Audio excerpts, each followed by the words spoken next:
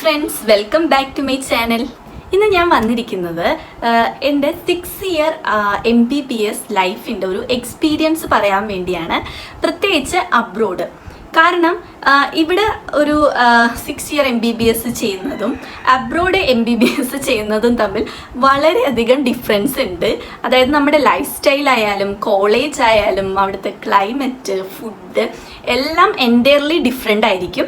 അപ്പോൾ കുറേ കുട്ടികൾക്ക് അബ്രോഡ് പോയിട്ട് MBBS ചെയ്യാനായിട്ട് താല്പര്യമുണ്ട്. കാരണം കുറേ പിള്ളേർ എൻ്റെ വീഡിയോ കണ്ടിട്ട് മെസ്സേജ് അയക്കാറുണ്ട്, അവിടെ എങ്ങനെയൊക്കെയാണ് കാര്യങ്ങൾ, അവിടുത്തെ ലൈഫ് സ്റ്റൈൽ എങ്ങനെയൊക്കെയാണ്, അവിടുത്തെ എക്സ്പെൻസ് എന്താണ്. അപ്പം ഞാൻ വിചാരിച്ചു എല്ലാത്തിനും കൂടിയിട്ടൊരു ഉത്തരമായിട്ട് എനിക്ക് 6 ഇയർ അവിടെ ഞാൻ പഠിച്ചത് കിർഗിസ്ഥാനിലെ സ്റ്റേറ്റ് യൂണിവേഴ്സിറ്റിയിലാണ്.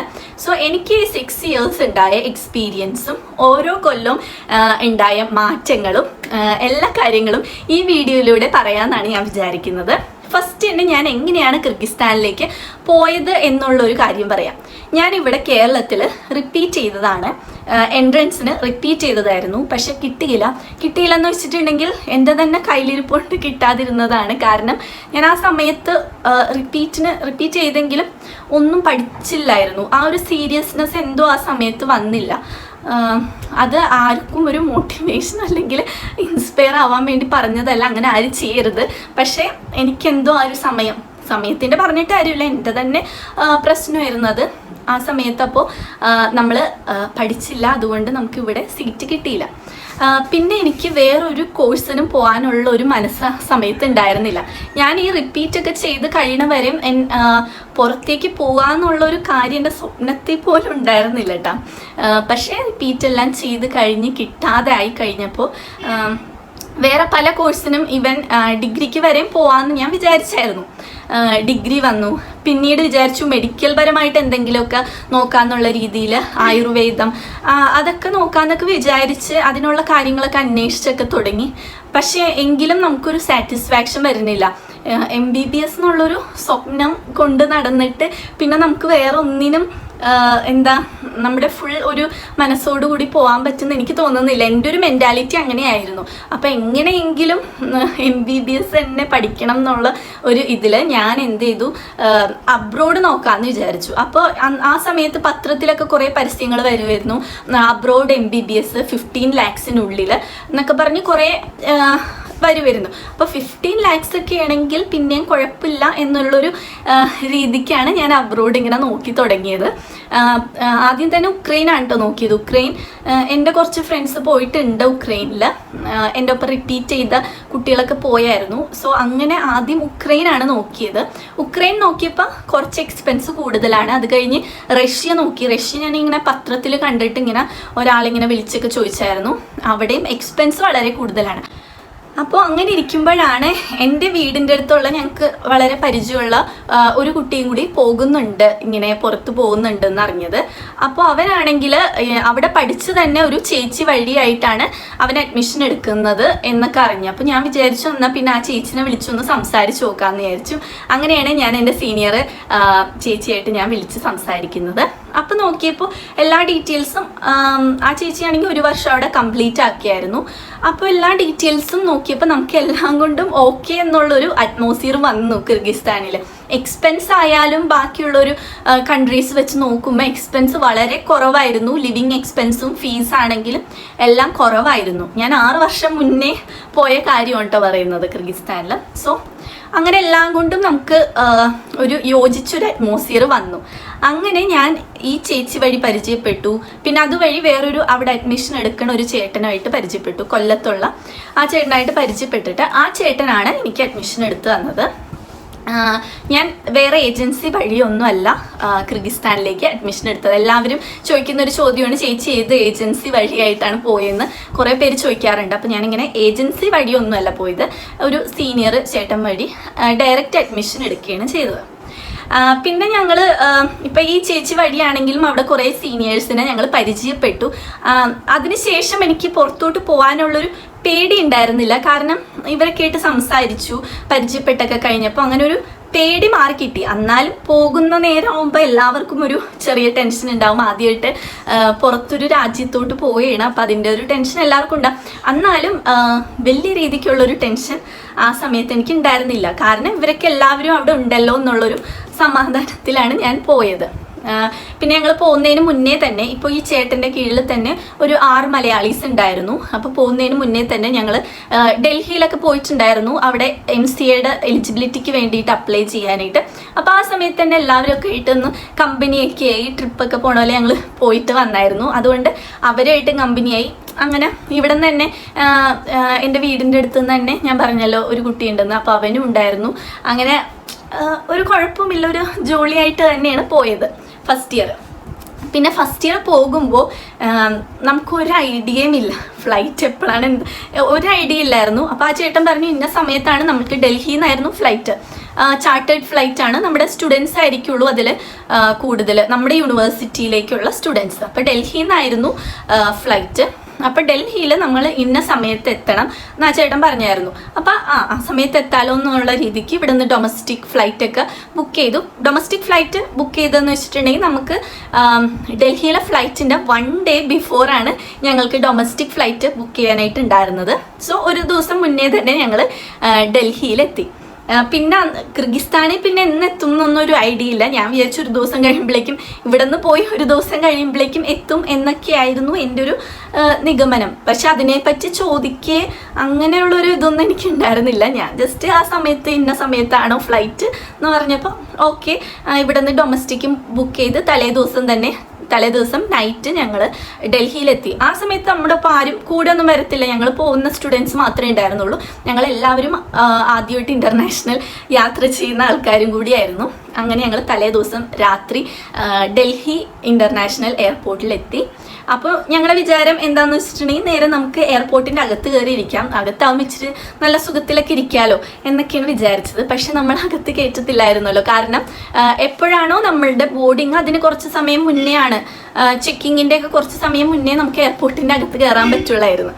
അപ്പോൾ ഞങ്ങൾ ആ നൈറ്റ് മൊത്തം എയർപോർട്ടിൻ്റെ പുറത്തിങ്ങനെ വെറുതെ നിലത്തിരിക്കുകയായിരുന്നു. അല്ലാത്ത സ്ഥലമൊന്നും ഉണ്ടായിരുന്നില്ല. നിലത്ത് അവിടെ ഇരുന്നുറങ്ങുകയും പിന്നെ കുറേ നേരം വെറുതെ ഇരിക്കുകയൊക്കെ ചെയ്തു. അങ്ങനെ നൈറ്റ് മൊത്തം അങ്ങനെ പോയായിരുന്നു. അത് കഴിഞ്ഞ് അടുത്ത ദിവസം ഉച്ചയ്ക്കാണ് ഞങ്ങൾക്ക് ഫ്ലൈറ്റ് ഉണ്ടായിരുന്നത്. ഉച്ചയ്ക്ക് ഫ്ലൈറ്റ് ആ സമയത്താണ് ഞങ്ങൾക്ക് പാസ്പോർട്ടൊക്കെ കിട്ടുന്നത്.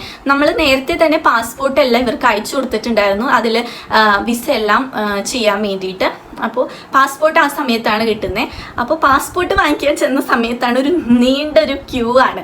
നോക്കുമ്പോൾ എന്താ എല്ലാം നമ്മുടെ യൂണിവേഴ്സിറ്റിയിലേക്കുള്ള സ്റ്റുഡൻസ്. അപ്പോഴാണ് ഞാൻ മനസ്സിലാക്കുന്നത് ഇത്രയും പേരൊക്കെ ഇന്ത്യയിൽ നിന്ന് പുറത്തു പോയി പഠിക്കുന്നുണ്ടല്ലേ എന്ന്. അപ്പോൾ ഏകദേശം ഒരു ഫ്ലൈറ്റിനുള്ള സ്റ്റുഡൻസ് ഉണ്ടായിരുന്നു ഞങ്ങൾ പോയ സമയത്ത്. പക്ഷേ അത് മാത്രമായിരുന്നില്ല കേട്ടോ, ആ വർഷം യൂണിവേഴ്സിറ്റിയിലേക്ക് അഡ്മിഷൻ എടുത്ത കുട്ടികൾ ഇതുപോലത്തെ 2 or 3 ഫ്ലൈറ്റും കൂടി വരാനുണ്ട്. നോർത്ത് ഇന്ത്യൻസ് ആയിരുന്നു ആ സമയത്ത് കൂടുതൽ, മലയാളീസ് കുറവായിരുന്നു കേട്ടോ. ഞങ്ങൾ പോയ ഫ്ലൈറ്റിൽ മലയാളീസ് വേറെ ആരും ഉണ്ടായിരുന്നില്ല. ഞങ്ങൾ 5 പേരാണ്ട് പോയത്. ഒരു കുട്ടി ഉണ്ടായിരുന്നു, ആ കുട്ടിക്ക് പിന്നീടാണ് പാസ്പോർട്ടൊക്കെ റെഡി ആയത്. അപ്പോൾ ആ സമയത്ത് ഞങ്ങൾ 5 പേരേ ഉണ്ടായിരുന്നുള്ളൂ പോകാനായിട്ട്, എൻ്റെ ഫ്രണ്ട്സായിട്ട് മലയാളീസ്. ഫ്ലൈറ്റിൽ ഞങ്ങൾ തന്നെ ഉണ്ടായിരുന്നുള്ളൂ മലയാളീസായിട്ട്. അങ്ങനെ ഡൽഹിയിൽ നിന്ന് ഫ്ലൈറ്റ് കയറി. അപ്പോഴെൻ്റെ വിചാരം ഈ ഫ്ലൈറ്റ് നേരെ ചെന്നിറങ്ങുന്നത് എന്താ നമ്മുടെ കിർഗിസ്ഥാനിലായിരിക്കും അല്ലെങ്കിൽ ഓഷിലായിരിക്കും എന്നൊക്കെയാണ് എൻ്റെ ഒരു വിചാരം. പക്ഷേ നമ്മൾ നേരെ കസാക്കിസ്ഥാനിലേക്കാണ് പോയത്.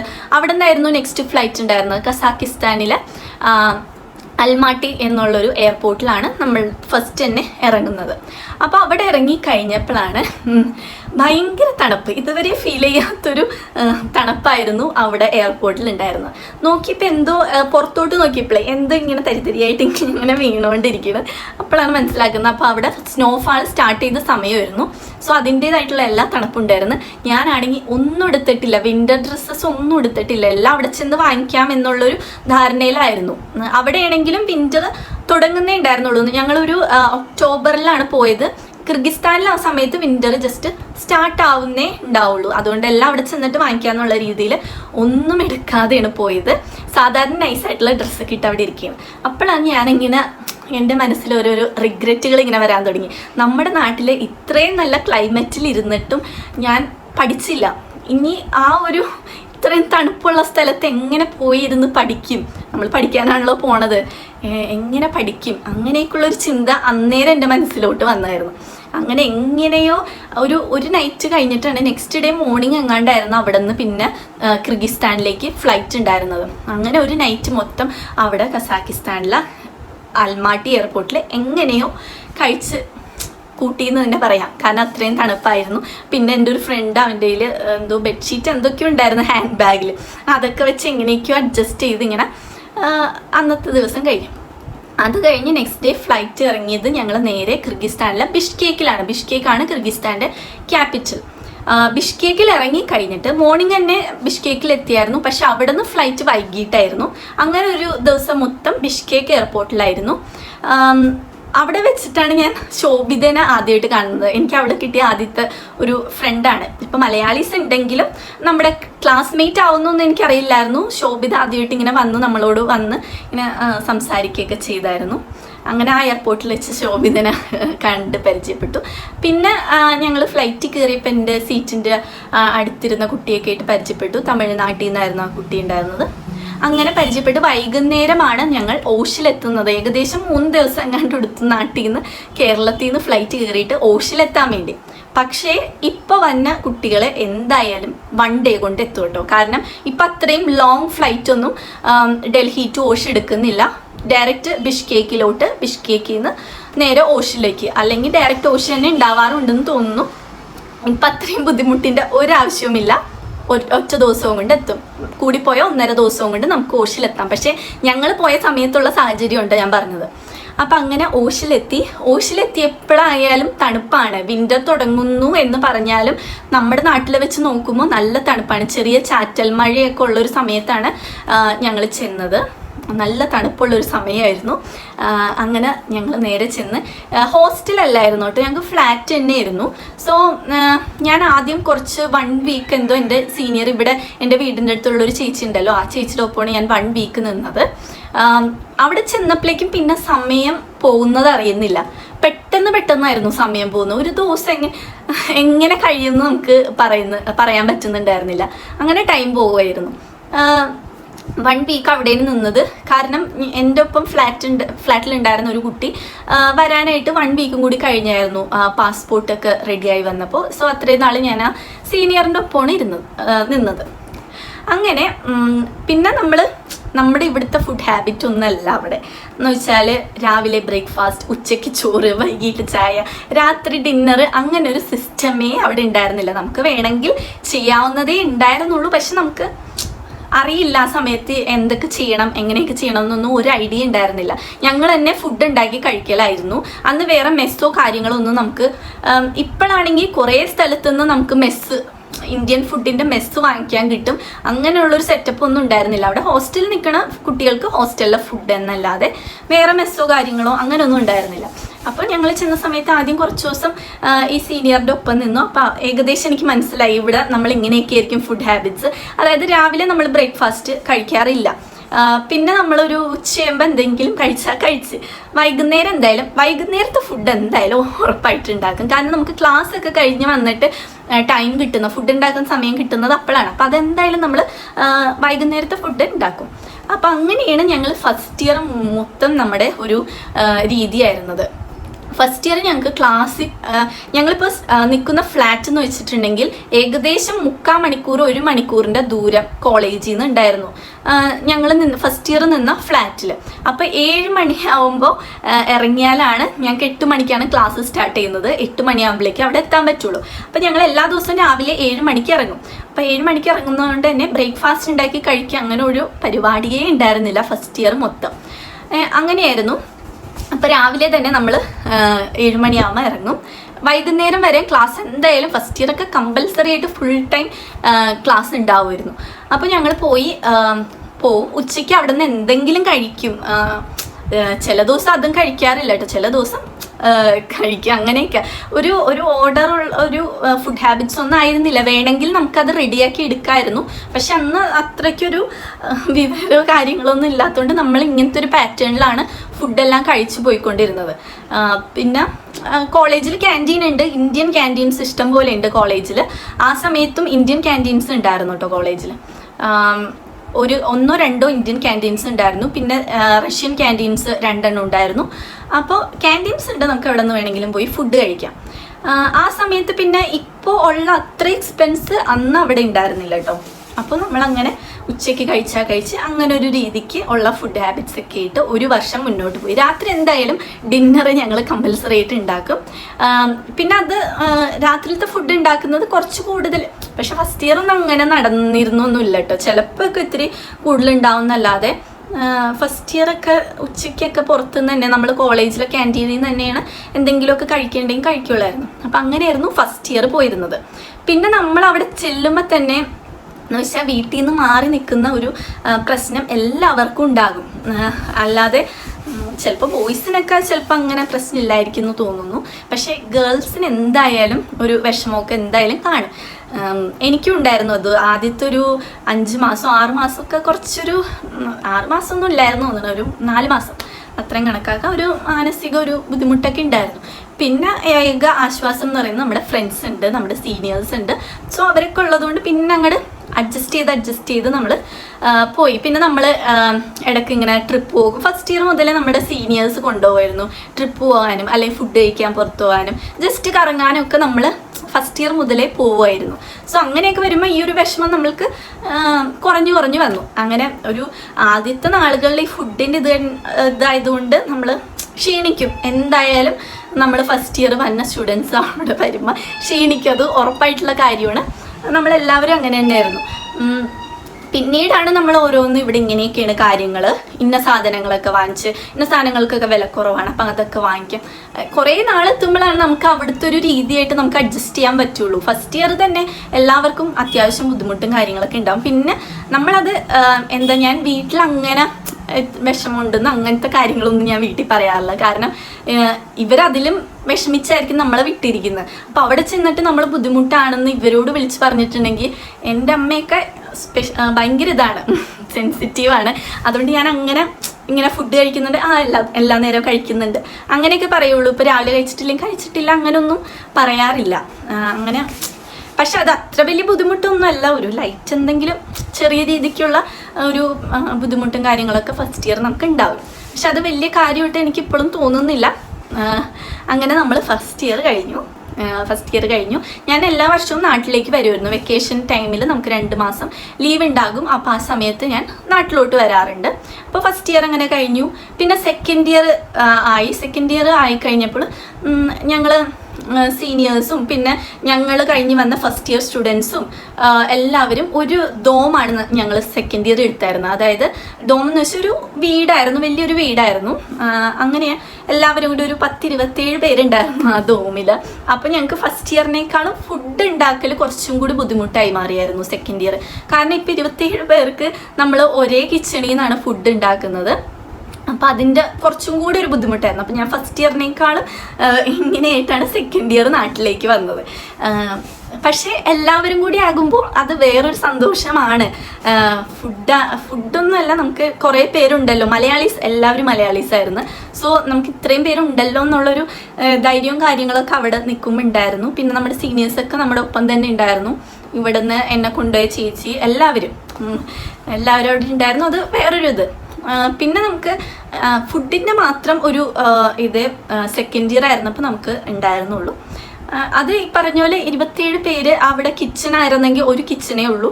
അപ്പോൾ ഭയങ്കര ചെറിയ ഫ്ലെയിം ആയിരുന്നു അവിടെ ഉണ്ടായിരുന്നത്. സോ അതുകൊണ്ട് തന്നെ ഭയങ്കര ലേറ്റ് ആയിട്ടാണ് ഫുഡൊക്കെ ഞങ്ങൾ കുക്ക് ചെയ്തിരുന്നത്. അപ്പോൾ 2 മണി ആ സമയമൊക്കെ ആവും നൈറ്റ് ഫുഡ് ആവാനായിട്ട്. അങ്ങനെയായിരുന്നു സെക്കൻഡ് ഇയർ അങ്ങനെ കടന്നുപോയി.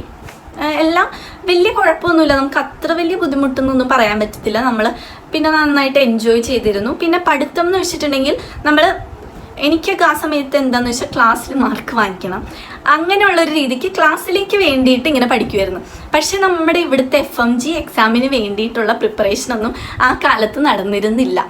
അങ്ങനെ ഒരു ചിന്തയില്ല. ക്ലാസ്സിൽ പഠിക്കുക, മാർക്ക് വാങ്ങിക്കുക. നമ്മൾ ക്ലാസ്സിൽ ചെന്ന് എക്സ്പ്ലെയിൻ ചെയ്തിട്ടുണ്ടെങ്കിൽ, നല്ല രീതിക്ക് എക്സ്പ്ലെയിൻ ചെയ്തിട്ടുണ്ടെങ്കിൽ നമുക്ക് മൊഡ്യൂൾസിനൊക്കെ നല്ല രീതിക്ക് സ്കോർ ചെയ്യാൻ പറ്റും. ടീച്ചേഴ്സിനൊക്കെ ഒരു ഇമ്പ്രഷൻ ഉണ്ടാവണം നമ്മളെ പറ്റി. അപ്പോൾ അതിനു വേണ്ടി ക്ലാസ്സിൽ നല്ല ആക്റ്റീവായിട്ടിരിക്കാം. ഇപ്പം നോട്ട് എല്ലാ ടീച്ചേഴ്സിനൊന്നും വേണമെന്ന് പറയുന്നില്ല, ചിലർക്ക് നോട്ട് വേണം. അപ്പം നോട്ടൊക്കെ കറക്റ്റായിട്ട് എഴുതുക, അവിടെ ചെന്ന് എക്സ്പ്ലെയിൻ ചെയ്യുക. ഇതൊക്കെ തന്നെയായിരുന്നു ഫസ്റ്റ് ഇയറിൽ ചെയ്തുകൊണ്ടിരുന്നിരുന്നത്.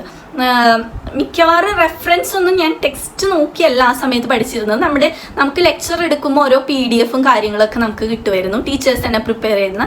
അത് നോക്കിയിട്ടാണ് ഓൾമോസ്റ്റ് എല്ലാം പഠിച്ചിരുന്നത്. പക്ഷെ അത് നമ്മുടെ FMGക്ക് ഇനഫ് ആയിരുന്നു എന്ന് വെച്ചാൽ അല്ല.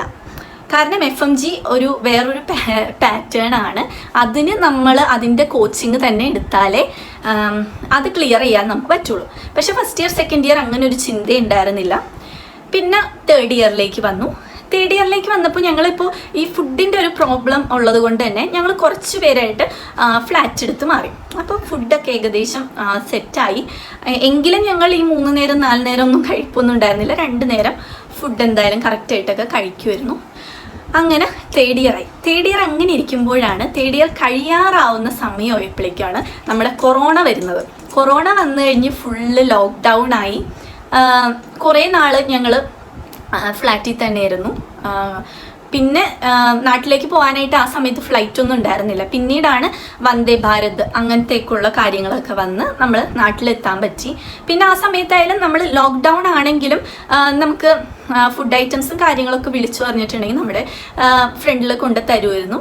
അതിനൊന്നും വലിയ ബുദ്ധിമുട്ടോ കാര്യങ്ങളോ ഒന്നും കൊറോണയുടെ ലോക്ക് ടൈമിലൊന്നും നമുക്ക് അവിടെ ഉണ്ടായിട്ടില്ല. ഒരു രീതിക്കുള്ള വേറെ ബുദ്ധിമുട്ടൊന്നും നമുക്ക് ഉണ്ടായിട്ടില്ല. ഫുഡ് തന്നെയാണെങ്കിൽ നമ്മളൊന്ന് കുറച്ചൊന്ന് നോക്കിയായിരുന്നെങ്കിൽ സെറ്റാക്കാവുന്നതേ ഉണ്ടായിരുന്നുള്ളൂ. പക്ഷെ നമ്മുടെ ഒരു വിവരക്കേട് കൊണ്ട് അത് ശ്രദ്ധിച്ചില്ല. ഫുഡിൻ്റെ ഇത് മാത്രം ശ്രദ്ധിച്ചില്ല. ബാക്കി ഒരു പ്രശ്നം അവിടുത്തെ ആൾക്കാരെ കൊണ്ടോ നമുക്ക് പ്രശ്നം ഉണ്ടാവത്തില്ല.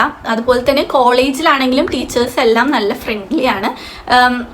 എനിക്ക് തോന്നുന്നു ഇവിടെ കുറച്ചും കൂടി ടീച്ചേഴ്സിനെ ഭയങ്കരമായിട്ട് പേടിച്ച് റെസ്പെക്റ്റ് ചെയ്ത് നിൽക്കുന്ന ആ ഒരു ടൈപ്പ് അവിടെ എനിക്ക് തോന്നിയിട്ടില്ല. ഇവിടെ എങ്ങനെയെന്ന് അറിഞ്ഞൂടാ, MBBSൻ്റെ ഇതൊന്നും എനിക്ക് കറക്റ്റ് അറിഞ്ഞൂടാ. പക്ഷേ നമ്മളിപ്പോൾ +2 വരെ ഇവിടെ പഠിച്ച രീതിക്കല്ല അവിടുത്തെ ടീച്ചേഴ്സ് നമ്മളോട് നിൽക്കുന്നത്. കോളേജ് ആണെങ്കിലും ഒരു പ്രശ്നം എനിക്ക് തോന്നിയിട്ടില്ല. കോളേജിൽ നിന്നുള്ള ഒരു ബുദ്ധിമുട്ടോ കാര്യങ്ങളോ അങ്ങനെ ഒന്നും ഉണ്ടായിട്ടില്ല. അങ്ങനെ കൊറോണ ടൈമിലും ബുദ്ധിമുട്ടുകളൊന്നും കൂടാതെ നമുക്ക് വന്ദേ ഭാരതിൻ്റെ ഇവിടെ വരാൻ പറ്റി. ഇവിടെ വന്നു കഴിഞ്ഞിട്ട് നമുക്ക് ഒരു വർഷം 4th ഇയർ ഫുള്ള് നമുക്ക് ഓൺലൈൻ ആയിരുന്നു ക്ലാസ് ഉണ്ടായിരുന്നത്. പക്ഷേ ഞാൻ 6 മാസമാണ് നാട്ടിൽ വന്നിട്ട് നിന്നത്. അത് കഴിഞ്ഞ് കിർഗിസ്ഥാനിലേക്ക് തിരിച്ചു പോവുകയാണ് ചെയ്തത്. കാരണം എല്ലാവരും പറഞ്ഞു ഒരു വർഷമൊക്കെ ഓൺലൈൻ ആണെങ്കിലും നമുക്ക് ഇപ്പോൾ നമ്മൾ റിസൾട്ടൊക്കെ വന്നിട്ട് ഇപ്പോൾ ഡൽഹിയിലൊക്കെ പോയല്ലോ, അപ്പോൾ അവർ നമ്മുടെ പാസ്പോർട്ട് ചെക്ക് ചെയ്യും. അപ്പോൾ നമ്മൾ കിർഗിസ്ഥാനിൽ ഇല്ലെങ്കിൽ പ്രശ്നമാകും എന്നൊക്കെ കുറേ ഒരു കിംവദന്തികളൊക്കെ ഉണ്ടായിരുന്നു. അതുകൊണ്ട് തന്നെ ഞാൻ 6 മന്ത്സ് ഇവിടെ നിന്നിട്ട് 6 മന്ത്സ് കിർഗിസ്ഥാനിലേക്ക് തിരിച്ചു പോയായിരുന്നു. ഒരു വർഷം മൊത്തം നിന്നില്ല. പക്ഷെ കുറേ കുട്ടികൾ ഒരു വർഷം മൊത്തം നാട്ടിൽ തന്നെയായിട്ട് നിന്നത്.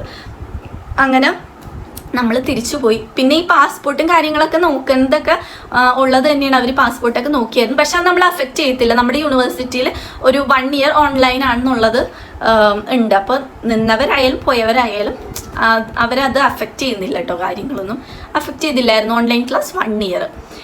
അങ്ങനെയാണ് നമ്മുടെ കോളേജിൽ കൊറോണ ടൈമിൽ ഉണ്ടായത്. അപ്പം ഞങ്ങൾ 6 മാസം മുന്നേ ഞങ്ങൾ തിരിച്ചു പോയായിരുന്നല്ലോ. തിരിച്ചു പോയപ്പോൾ അവിടെയും ഞങ്ങൾക്ക് ആ വർഷം മൊത്തം ഓൺലൈനാണ്. അപ്പോൾ ഓൺലൈൻ ആയതുകൊണ്ട് തന്നെ ഞങ്ങൾക്ക് കുറച്ചധികം ടൈം ഉണ്ടായിരുന്നു. ക്ലാസ്സിൽ പോയി വരുന്ന ആ ഒരു ബുദ്ധിമുട്ടില്ലല്ലോ, കുറേ ടൈം ഉണ്ടായിരുന്നു. അപ്പോൾ ആ സമയത്ത് മാക്സിമം എൻജോയ് ചെയ്തൊരു സമയമായിരുന്നു. പിന്നെ നെക്സ്റ്റ് വെക്കേഷൻ ഞാൻ വന്നില്ല. കാരണം നമ്മൾ 6 മന്ത്സ് അല്ലേ ആയിട്ടുള്ളൂ പോയിട്ട്, അപ്പോൾ വരേണ്ട ആവശ്യമില്ല. അപ്പോൾ ആ ഒരു സമ്മർ ടൈമും നമുക്ക് അവിടെ നിന്ന് എക്സ്പീരിയൻസ് ചെയ്യാൻ പറ്റി. ഞങ്ങൾ ഫുള്ള് ഇങ്ങനെ ട്രിപ്പ് പോക്കും അങ്ങനെയുള്ള കാര്യങ്ങളൊക്കെ ആയിരുന്നു ആ ഒരു വെക്കേഷന് ചെയ്തത്. പിന്നെ ആ വെക്കേഷൻ അവിടെ തന്നെ നമ്മൾ ഹോസ്പിറ്റലിൽ പ്രാക്ടീസിനും കയറിയായിരുന്നു. നാട്ടിലേക്ക് വരികയാണെങ്കിൽ നാട്ടിലെവിടെയെങ്കിലും പ്രാക്ടീസിന് കയറണം. അവിടെ തന്നെ നിന്നതുകൊണ്ട് ആ ഒരു വർഷമാണ് അവിടുത്തെ നമ്മൾ ഹോസ്പിറ്റൽ പ്രാക്ടീസിന് കയറിയിട്ടുള്ളത് വെക്കേഷൻ ടൈമിൽ. അങ്ങനെ പോയായിരുന്നു.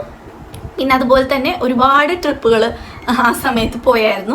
ശരിക്കും ഒരു എൻജോയ് ചെയ്തൊരു സമയമായിരുന്നു. നമ്മൾ കിർഗിസ്ഥാനിൽ ചെല്ലുമ്പോൾ സമ്മർ നമ്മൾ അങ്ങനെ കണ്ടിട്ടില്ലായിരുന്നു. ആ സമയത്താണ് കിർഗിസ്ഥാനിലെ സമ്മർ എന്താണെന്ന് മനസ്സിലാവുന്നത്. പിന്നെ ഇത്ര നാളും പറഞ്ഞതിൽ സ്നോയുടെ സമയത്തുള്ള കാര്യം ഞാൻ പറഞ്ഞില്ലല്ലോ. എല്ലാ കൊല്ലം ഒരു ഡിസംബർ, ജാനുവരി, സെപ്റ്റംബർ മുതൽ തണുപ്പ് തുടങ്ങും. ഒരു മാർച്ച് വരെയൊക്കെ എന്തായാലും തണുപ്പായിരിക്കും, നല്ല സ്നോഫാൾ ഉണ്ടാകും. ആ സമയത്തൊക്കെ നമ്മൾ നല്ല രീതിക്ക് വിൻ്റർ ആക്സസറീസ് ഒക്കെ ധരിച്ചൊക്കെ പോയില്ലെങ്കിൽ നല്ല പണി കിട്ടും. എനിക്കൊക്കെ ഫസ്റ്റ് ഇയർ സംഭവിച്ചത് എന്താണെന്ന് വെച്ചിട്ടുണ്ടെങ്കിൽ ഞാനിങ്ങനെ ജാക്കറ്റൊക്കെ ഇട്ട് നല്ല സ്റ്റൈലായിട്ട് തുറന്നൊക്കെ ഇട്ട് നടക്കുമായിരുന്നു. അപ്പോൾ അങ്ങനെയൊക്കെ നടന്നു കഴിഞ്ഞപ്പോൾ നല്ല രീതിക്ക് അസുഖങ്ങളൊക്കെ വരാൻ തുടങ്ങി. ചുമ, പനി, ഫുൾ ടൈം അസുഖങ്ങളായിരുന്നു. ഒന്നാമത്തെ നമ്മുടെ ഫുഡ് നമ്മളിങ്ങനെ കഴിക്കുന്നത്, കൂടാതെ ഇതുപോലത്തെ ഒരു ക്ലൈമറ്റും. പിന്നെ ഈ രോഗങ്ങൾ തുടങ്ങിയതിന് ശേഷം പിന്നെ ഞാൻ മുഖം പോലും പുറത്ത് കാണിക്കാത്ത രീതിയിലാണ് തൊപ്പിയൊക്കെ വെച്ച് ഫുൾ ടൈം അങ്ങനെ നടക്കുള്ളായിരുന്നു. എന്നാലും ആ ഒരു അസുഖങ്ങൾ നമുക്ക് ഇങ്ങനെ വന്നുകൊണ്ടിരുന്നു. നല്ല ഇമ്മ്യൂണിറ്റി വേണം, കാരണം ഒരു എക്സ്ട്രീം ക്ലൈമറ്റ് ആണ്. അത് ടോളറേറ്റ് ചെയ്യണമെങ്കിൽ നമ്മൾക്ക് നല്ല ഇമ്മ്യൂണിറ്റി വേണം. സോ നല്ല രീതിക്ക് ഫുഡ് കഴിച്ചാലേ ശരിയാവുള്ളൂ. ഇപ്പോൾ ഹോസ്റ്റലിൽ നിൽക്കുന്ന കുട്ടികളായാലും നല്ല നല്ല ഫ്രൂട്ട്സ്, നട്ട്സ് അങ്ങനെയുള്ള സാധനങ്ങളൊക്കെ എക്സ്ട്രാ വാങ്ങിച്ച് കഴിക്കുന്നത് വളരെ നല്ലതായിരിക്കും. കാരണം ആദ്യം ഹെൽത്ത് നോക്കണം. അത് എനിക്ക് പറ്റിയൊരു മിസ്റ്റേക്കാണ്, ഞാൻ ഹെൽത്ത് നോക്കിയിരുന്നില്ല അവിടെ ചെന്നിട്ട്. സോ അത് പോകുന്ന എല്ലാവർക്കും ഉള്ളൊരു പാഠമാണ്. നമ്മൾ സ്നോവിലൊക്കെ ഇറങ്ങുമ്പോൾ നല്ല രീതിക്ക് കവർ ചെയ്ത് നല്ല കട്ടിയുള്ള ജാക്കറ്റും ക്യാപ്പും ഗ്ലൗസും എല്ലാം ഇട്ട് ഇറങ്ങുക, നല്ല രീതിക്ക് ഫുഡ് കഴിക്കുക. സോ അങ്ങനെ നമ്മൾ ഇപ്പോൾ 4th ഇയർ ആണെന്ന് തോന്നുന്നു എത്തി നിൽക്കുന്നത്. 4th ഇയർ ഫുൾ ഓൺലൈൻ കഴിഞ്ഞ് പിന്നെ 5th ഇയർ ആയി. 5th ഇയർ ആയിരുന്നപ്പോഴും ഞങ്ങൾ കുറച്ച് പേരല്ല, കുറച്ചധികം പേരുണ്ടായിരുന്നു. ഞങ്ങളുടെ സീനിയേഴ്സിൻ്റെ ഒക്കെ ഒപ്പം തന്നെയാണ് 5th ഇയർ കുറച്ചാൾ നിന്നിരുന്നത്. അത് കഴിഞ്ഞ് അവരൊക്കെ ഓരോരുത്തരായിട്ട് പോയി ലാസ്റ്റ് ഇയർ ആയപ്പോൾ ഞങ്ങൾ മാത്രമായി സീനിയേഴ്സ്. അതെപ്പോഴും അങ്ങനെ ആയിരിക്കുമല്ലോ. പിന്നെ അവരൊക്കെ പോകുമ്പോൾ നല്ലൊരു വിഷമമുണ്ടായിരുന്നു. കാരണം നമ്മൾ അത്രയും നാളെ എല്ലായിടത്തും കൊണ്ടുനടന്നിരുന്നത് അവരാണ്. എനിക്കൊക്കെ റഷ്യൻ പറയാനായിട്ട് ഒന്നും അറിയത്തില്ല, കാരണം എപ്പോഴും ഇവരുടെ ഒപ്പേ പോവുള്ളൂ, എവിടെ പോയാലും ഇവരുടെ ഒപ്പേ പോവുള്ളൂ. അതുകൊണ്ട് നമുക്ക് അങ്ങനെ സംസാരിക്കേണ്ടതായിട്ട് വന്നിട്ടില്ല. എന്നാലും അത്യാവശ്യം റഷ്യനും കിർഗീസും നമുക്ക് ഫസ്റ്റ് ഇയർ ചെല്ലുമ്പോൾ നമുക്ക് പഠിക്കാനുണ്ട് കേട്ടോ. അങ്ങനെ അത്യാവശ്യം എന്തെങ്കിലും പറയാമെന്നല്ലാതെ ഫ്ലുവൻ്റായിട്ട് സംസാരിക്കാനൊന്നും എനിക്ക് ഇപ്പോഴും അറിഞ്ഞൂടാ. കാരണം എന്താ, നമ്മളെപ്പോഴും ഇവരുടെ ഒപ്പം പുറത്തു പോവുള്ളായിരുന്നു. അങ്ങനെ പിന്നെ നമുക്ക് അവിടെ എന്ന് വെച്ചിട്ടുണ്ടെങ്കിൽ നമുക്ക് എപ്പോൾ വേണമെങ്കിലും ഇറങ്ങി നടക്കാം, പേടിക്കേണ്ട ഒരു ആവശ്യവുമില്ല. നമ്മുടെ ഇവിടുത്തെ പോലെ 7 മണിയാകുമ്പോൾ എല്ലാവരും അകത്ത് കയറിയിരിക്കുന്ന പരിപാടിയൊന്നും അല്ല അവിടെ കുറച്ചും കൂടി ഫ്രീ ആണ്. നാട്ടിലത്തേക്കാളും എല്ലാ കാര്യത്തിലും കുറച്ചുകൂടി ഫ്രീഡം ഉണ്ട്. നമ്മൾ നല്ല രീതിക്ക് യൂട്ടിലൈസ് ചെയ്യണം. എല്ലാത്തിനും നമ്മളൊരു ലിമിറ്റ് വെച്ചിട്ട്, എൻജോയ്മെൻ്റ് ആയാലും എല്ലാ കാര്യങ്ങളും ലിമിറ്റ് വെച്ച് ചെയ്യാം. നമുക്ക് അവിടെ ചെല്ലുമ്പോൾ പഠിപ്പ് മാത്രമല്ല, നമ്മളൊരു രാജ്യത്ത് പോയേക്കില്ല. അപ്പോൾ അവിടുത്തെ സ്ഥലങ്ങളൊക്കെ കാണാൻ ഞങ്ങളൊക്കെ ഓൾമോസ്റ്റ് എല്ലാ സ്ഥലങ്ങളും പോയിട്ടുണ്ടെന്നാണ് എൻ്റെ ഒരു വിശ്വാസം. നല്ലൊരു ടൂറിസ്റ്റിനെ അട്രാക്റ്റീവ് ചെയ്യാൻ പറ്റിയൊരു സ്ഥലമാണ് കിർഗിസ്ഥാൻ. ചുരുങ്ങിയ ചിലവിൽ നമുക്ക് പോയി വരാൻ പറ്റിയൊരു സ്ഥലമാണ്. കാരണം ഇന്ത്യയിൽ ഏകദേശം അതേ റേറ്റ് ഒക്കെ തന്നെയാണ് അവിടുത്തെ എല്ലാ കാര്യങ്ങൾക്കും വന്നത്, ട്രിപ്പ് പോകാനാണെങ്കിലും എല്ലാത്തിനും. പക്ഷേ കിർഗിസ്ഥാൻ ഒരു ഡെവലപ്പിംഗ് കൺട്രി ആണ് എങ്കിൽ കൂടി, ഇന്ത്യ പോലെ തന്നെ ഡെവലപ്പിംഗ് ആണ് എങ്കിൽ കൂടി അവിടെ ഡെവലപ്മെൻറ്റ്സ് വളരെ ഫാസ്റ്റ് ആയിട്ടാണ് നടക്കുന്നത്. ഇപ്പം ഞങ്ങൾ ഫസ്റ്റ് ഇയർ പോയ ഒരു കിർഗിസ്ഥാനല്ല ഇപ്പം അവിടെ ഉള്ളത്. അതുപോലെ തന്നെ ഇനിയൊരു 2 വർഷം കഴിഞ്ഞ് ഞങ്ങൾ അവിടെ ചെന്നിട്ടുണ്ടെങ്കിൽ ചിലപ്പോൾ സ്ഥലങ്ങളൊന്നും മനസ്സിലാവില്ല. കാരണം അത്രയും ഫാസ്റ്റ് ആയിട്ടാണ് പുതിയ ബിൽഡിങ്സ് വന്നത്. പഴയ കൺസ്ട്രക്ഷൻസ് ഒക്കെ മാറ്റി എല്ലാവരും പുതിയതാക്കിക്കൊണ്ടിരിക്കുകയാണ്. പിന്നെ ക്ലീൻലിനെസ് ഒന്നും ഒരു രക്ഷയില്ല. കാരണം നമുക്ക് ഒരു പ്ലാസ്റ്റിക് പോയിട്ട് ഒരു പേപ്പർ പോലും റോഡ് സൈഡിൽ നമുക്ക് കാണാൻ പറ്റില്ല. കാരണം അത്രയും ക്ലീൻ ആയിട്ടാണ് അവിടെ കാര്യങ്ങളൊക്കെ നീങ്ങുന്നത്. അപ്പോൾ അതാണ് കിർഗിസ്ഥാനിലെ ഒരു എക്സ്പീരിയൻസ് എന്ന് പറയുന്നത്. പിന്നെ ഞാൻ പഠിപ്പ് തുടങ്ങിയത് എപ്പോഴാണെന്ന് പറഞ്ഞില്ല. ഞാൻ 3rd ഇയർ ആയപ്പോൾ ജസ്റ്റ് ഞാൻ വിചാരിച്ചു ഇങ്ങനെ മെഡിക്കൽ ബുക്സ് ഒക്കെ ഇങ്ങനെ പഠിച്ചു തുടങ്ങാമെന്ന് വിചാരിച്ച്. BD ചൗരസ്യയുടെ അനാട്ടമി ഞാൻ ഫസ്റ്റ് വോളിയം വായിച്ചു തുടങ്ങി. 1 കൊല്ലം എടുത്തിട്ട് അത് തീരുന്നില്ല. കാരണം ക്ലാസ്സിലേക്ക് നമുക്ക് പഠിക്കാനുണ്ടാവും, വന്നിട്ട് കുക്ക് ചെയ്യണം, കുറേ അങ്ങനത്തെ പരിപാടിയൊക്കെ ഉള്ളതുകൊണ്ട് 1 വർഷം എടുത്തിട്ടും BD ചൗരസ്യയുടെ ഒരു വോളിയം എനിക്ക് തീർക്കാൻ പറ്റിയില്ല. അപ്പം ഞാൻ മനസ്സിലാക്കി ഇങ്ങനെ പോയാൽ രക്ഷയില്ല. എന്തായാലും ഫുൾ 19 സബ്ജക്ട്സിൻ്റെ ബുക്കും പഠിച്ച് തീർക്കാനായിട്ട് ടെക്സ്റ്റ് വായിച്ചുകൊണ്ട് ഇരുന്നാൽ നടക്കില്ല എന്ന് എനിക്ക് മനസ്സിലായി. പിന്നീട് ഞങ്ങളുടെ സീനിയേഴ്സൊക്കെ ഫൈനൽ ഇയർ ആയപ്പോഴാണ് അവർ ഇതുപോലെ ആപ്പുകളൊക്കെ എടുക്കാൻ തുടങ്ങിയത്. അതായത് പ്രീ പ്ലാഡർ, അത് കഴിഞ്ഞ് അവർ പഠിച്ചു കഴിഞ്ഞപ്പോൾ മിസ്റ്റ്, ഇതെല്ലാം എടുത്ത് കണ്ടു. അപ്പോൾ അവർ ഈ ഒരു രീതി ഫോളോ ചെയ്തപ്പോൾ അവർക്ക് ഫസ്റ്റ് അറ്റംപ്റ്റിൽ ക്ലിയർ ചെയ്യാൻ പറ്റി എന്നുള്ളൊരു കാര്യം അപ്പോഴാണ് എനിക്ക് മനസ്സിലാവുന്നത്. അത്രയും നാൾ ഞാൻ വിചാരിച്ചു ഞാൻ വേറെ കോച്ചിങ് ഒന്നും എടുക്കുന്നില്ല, എല്ലാം ഞാൻ ടെക്സ്റ്റ് വായിച്ച് ഞാൻ അങ്ങോട്ട് പഠിച്ച് ഇതാക്കും എന്നൊക്കെ ഉള്ളൊരു ചിന്തയായിരുന്നു എനിക്ക് അത്രയും നാളുണ്ടായിരുന്നത്. പക്ഷെ ഇത് കണ്ടപ്പോഴാണ് എന്തായാലും ടെക്സ്റ്റ് നടക്കത്തില്ല, ടെക്സ്റ്റ് വായിച്ചിരുന്ന FMG ക്ലിയർ ചെയ്യുക എന്നുള്ളത് കുറച്ച് ബുദ്ധിമുട്ടാണ്. കാരണം അതിലെ ഇച്ച് ആൻഡ് ലൈൻ ഓർത്തിരിക്കുക, പിന്നെ എക്സാം ഓറിയൻറ്റഡ് ആയിട്ട് നമുക്ക് എന്താ വരണ്ടേന്നൊന്നും ടെക്സ്റ്റ് വായിച്ചുകൊണ്ടിരുന്നാൽ കിട്ടത്തില്ലെന്നാണ് എൻ്റെ ഒരു അഭിപ്രായം.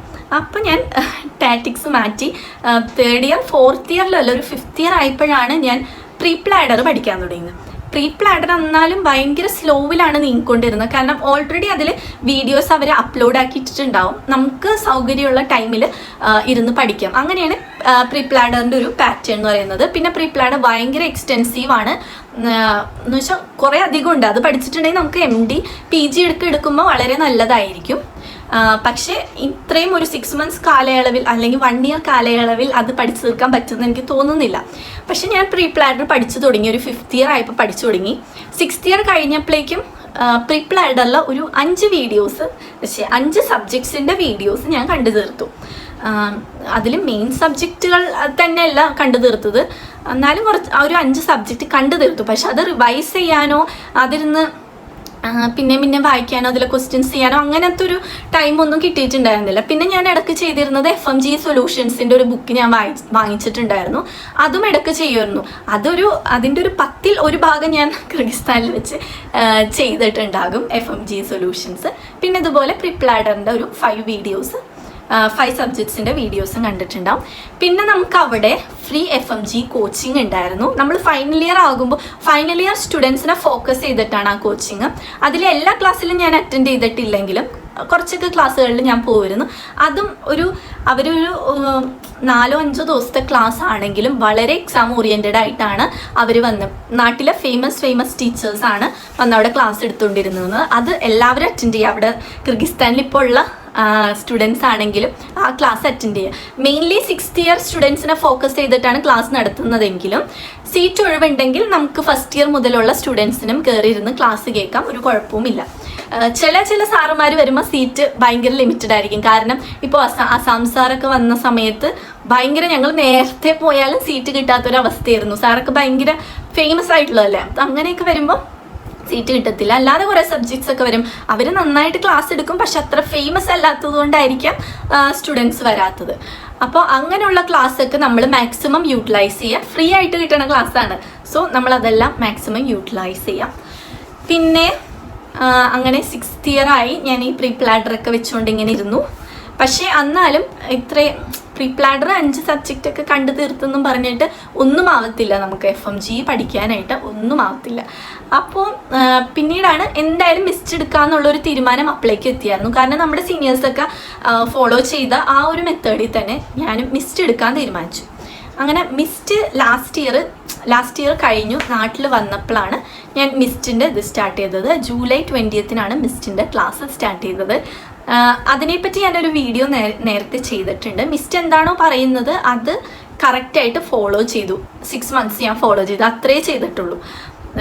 ഫസ്റ്റ് അറ്റംപ്റ്റിൽ തന്നെ ക്ലിയർ ചെയ്യാൻ സാധിച്ചു. അത് ദൈവത്തിൻ്റെയും എല്ലാവരുടെയും നമ്മുടെ പാരൻസിൻ്റെയും എല്ലാവരുടെയും അനുഗ്രഹം കൊണ്ട് ക്ലിയർ ചെയ്യാൻ സാധിച്ചു എന്നാണ് ഞാൻ വിശ്വസിക്കുന്നത്.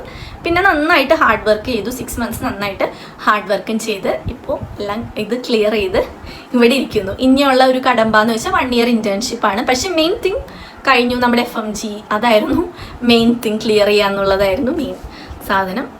അപ്പം അതൊരു വലിയൊരു റിലീഫാണ്. ഇനിയിപ്പോൾ നമുക്ക് നേരെ ഇൻറ്റേൺഷിപ്പിന് വേണ്ടിയിട്ട് വെയിറ്റ് ചെയ്തിരിക്കുകയാണ്. അപ്പോൾ അത്രയും നാൾ ഞാനിവിടെ അടുത്ത് തന്നെ ഉള്ളൊരു ഹോസ്പിറ്റലിൽ ഒബ്സർവറായിട്ട് കയറാനാണ് പ്ലാൻ. മിക്കവാറും നാളെ മുതൽ പോയി തുടങ്ങും ഒബ്സർവറായിട്ട്. അപ്പോൾ എന്തെങ്കിലുമൊക്കെ നമുക്ക് അങ്ങനെ നിൽക്കുമ്പോൾ കുറച്ച് ഒരു വിവരമൊക്കെ നമുക്ക് കിട്ടും.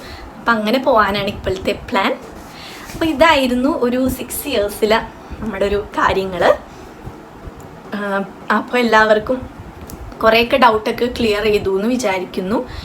ഇനി പുറത്തു പോയി പഠിക്കാൻ ആഗ്രഹിക്കുന്ന കുട്ടികൾ അറിയാൻ വേണ്ടി പറയുന്നതാണ്. ശരിക്കും നമ്മൾ പുറത്ത് പോയി MBBS അല്ലെങ്കിൽ എന്ത് കോഴ്സ് ചെയ്യണമെങ്കിലും നമ്മുടെ ഒരു ആഗ്രഹപ്രകാരമാണെന്നാണ് എൻ്റെ ഒരു വിശ്വാസം. കാരണം പാരൻസ് അങ്ങനെ കമ്പൽസറി കമ്പൽ ചെയ്ത് അങ്ങനെ വിടുന്നില്ല എന്നാണ് എൻ്റെ ഒരു നിഗമനം. ഇപ്പം എൻ്റെ ഒരു ഇതനുസരിച്ച് എൻ്റെ ഒരു നിർബന്ധപ്രകാരമാണ് ഞാൻ പോയത്. അത് എൻ്റെ ഒരു ഫ്യൂച്ചർ ഒരു സേഫ് സോണിൽ നിർത്താനും അതുപോലെ തന്നെ എൻ്റെ ആഗ്രഹം ഫുൾഫിൽ ചെയ്യാൻ വേണ്ടിയിട്ടാണ് ഞാൻ പോയത്. അപ്പോൾ ഞാൻ അവിടെ എന്തൊക്കെ പ്രശ്നങ്ങൾ ഉണ്ടായാലും, പ്രശ്നങ്ങളായിട്ട് എനിക്ക് അങ്ങനെ ഒന്നും പറയാനൊന്നുമില്ല, എന്നാലും എന്തെല്ലാം ഉണ്ടായാലും ഇപ്പോൾ ചിലപ്പോൾ ഫ്രണ്ട്സിൻ്റെ ഇടയിൽ പ്രശ്നങ്ങൾ ഉണ്ടാകാം, ഇതുപോലെ ഫുഡിൻ്റെ, ക്ലൈമറ്റിൻ്റെ, അങ്ങനെ ചെറിയ ചെറിയ പ്രശ്നങ്ങൾ വന്നുകൊണ്ടിരിക്കാം. പക്ഷേ എന്തെല്ലാം ഉണ്ടായാലും അതിനെല്ലാം തരണം ചെയ്ത് നമ്മൾ ഈ 6 ഇയർ കോഴ്സ് കംപ്ലീറ്റ് ചെയ്ത് വരാനായിട്ട് നമ്മൾ നോക്കണം. കാരണം ഇപ്പോൾ കുറേ പേര് കോഴ്സ് ഡ്രോപ്പ് ചെയ്യുക അങ്ങനെയുള്ള കാര്യങ്ങളായിട്ട് നീങ്ങുന്ന കുറേ പേരുണ്ട്. സോ അങ്ങനെയൊന്നും ഒരിക്കലും ചിന്തിക്കരുത്. അങ്ങനത്തെ ഒരു മൈൻഡ് ആണെങ്കിൽ പോവാതിരിക്കുന്നതായിരിക്കും നല്ലത്. പക്ഷെ എന്തായാലും ഞാൻ അതിനെല്ലാം ഫേസ് ചെയ്ത് സ്ട്രോങ് ആയിട്ട് തിരിച്ചു വരും എന്നുള്ളൊരു മൈൻഡുള്ള കുട്ടികൾക്ക് എന്തായാലും പുറത്തു പോയിട്ടുണ്ടെങ്കിൽ രക്ഷപ്പെടാൻ പറ്റും. അത് ഉറപ്പായിട്ടുള്ള കാര്യമാണ്. അപ്പോൾ വീഡിയോ ഇഷ്ടപ്പെട്ടിട്ടുണ്ടെങ്കിൽ ലൈക്ക് ചെയ്യുക, ഷെയർ ചെയ്യുക, സബ്സ്ക്രൈബ് ചെയ്യുക. ഇനി നെക്സ്റ്റ് വീഡിയോ ആയിട്ട് കാണുന്നത് വരെ ബൈ.